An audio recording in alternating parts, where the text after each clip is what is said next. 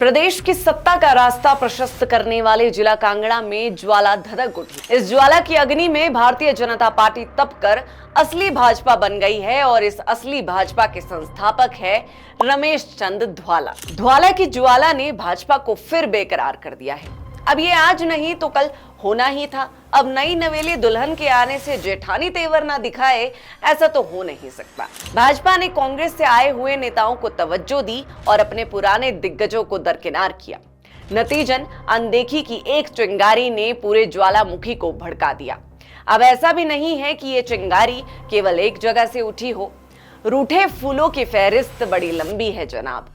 इस अग्निकुंड में किस किस ने आहुति डालने का कार्य किया है, इसकी खबर आना तो अभी बाकी है। और असली भाजपा की असल खबर यह भी है कि अकेले ध्वाला ने अपने बूते इतना बड़ा कदम तो नहीं उठाया होगा। माना जा रहा है कि इस कहानी के निर्देशक तो कोई और ही है, कोई ऐसा वरिष्ठ और दमदार नेता जो खुद पार्टी में हाशिए पर बैठा हो।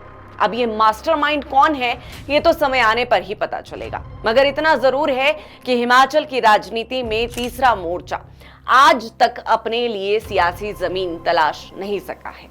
कांग्रेस और भाजपा से अलग होकर तीसरा विकल्प देने के अब तक किए गए सभी प्रयोग असफल रहे हैं। जब भी तीसरा मोर्चा बनाने की पहल हुई तो मुख्य धारा के इन दोनों दलों से रूठे या असंतुष्ट नेताओं ने ही ये शुरुआत की।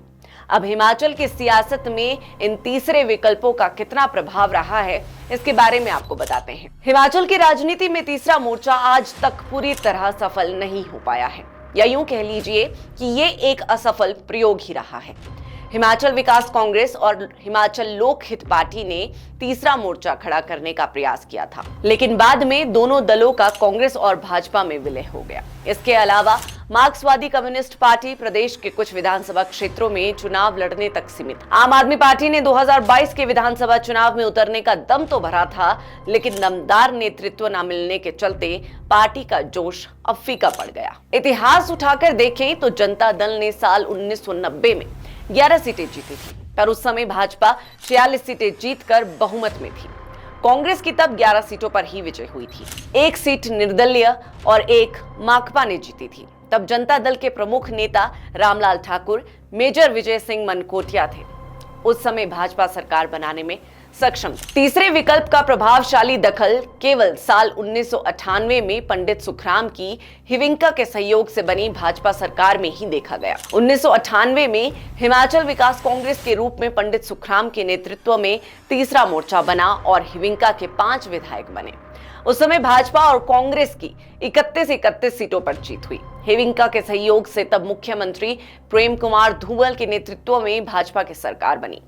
हिविंका समर्थित भाजपा सरकार ने अपना कार्यकाल तो पूरा किया, मगर बाद में हिविंका का भी कांग्रेस में विलय हो गया और हिविंका भी छिन्न भिन्न हुई, क्योंकि संगठन के स्तर पर कोई गंभीर प्रयास नहीं हुए। पंडित सुखराम अपनी पुरानी पार्टी में लौट आए। साल 2007 के चुनाव में उत्तर प्रदेश में बसपा की लहर हिमाचल तक पहुंची तो मेजर विजय सिंह मनकोटिया ने बसपा को तीसरे मोर्चे के रूप में खड़ा करने का प्रयास किया, लेकिन बाद में मनकोटिया खुद ही चुनाव हार गए। बसपा के खाते में केवल कांगड़ा की एक ही सीट आई। बसपा विधायक संजय चौधरी बाद में भाजपा में शामिल हो गए। हिलोपा के रूप में भाजपा के असंतुष्ट महेश्वर सिंह का थर्ड फ्रंट बनाने का प्रयास भी असफल रहा।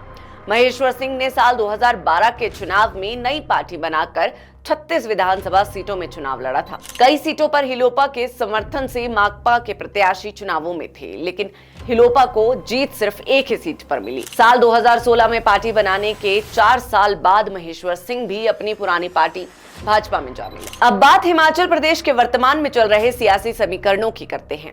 इस बात में कोई संशय नहीं है, ये विदित है कि प्रदेश में हुए उपचुनावों में भाजपा की हार के बीच पार्टी के भीतर ही कई मोर्चे थे और ये मोर्चे आज भी सक्रिय है। भाजपा ने अपनों को साइडलाइन कर खुद के पैरों पर कुल्हाड़ी मारी है। सवाल ये उठता है कि क्या पार्टी को इस बात का इल्म नहीं था कि गैरों पर मेहरबानी करने से अपनों की नाराजगी झेलनी होगी?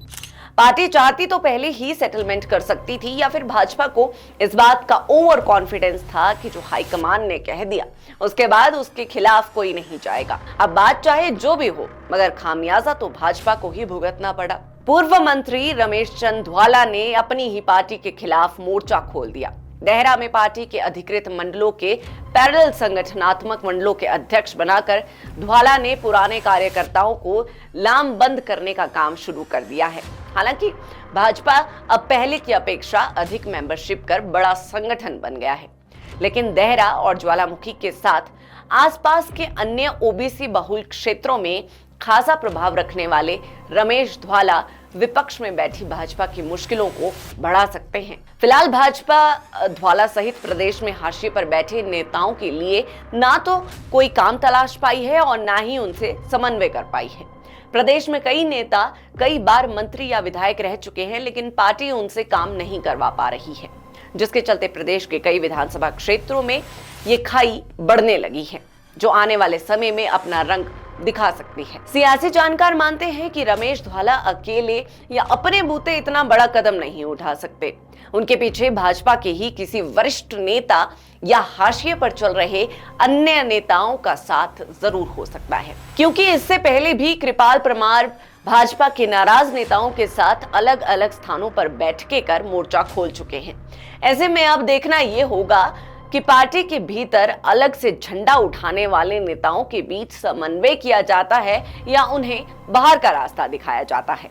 भाजपा एक तरफ तो कांग्रेस को तोड़कर अपने कुनबे में कई विधानसभा क्षेत्रों में नए नेता खड़े कर चुकी है और दूसरी तरफ अपने ही पुराने व वरिष्ठ नेताओं को साथ लेकर चलना बीजेपी के समक्ष बड़ी सियासी चुनौती बन गया है।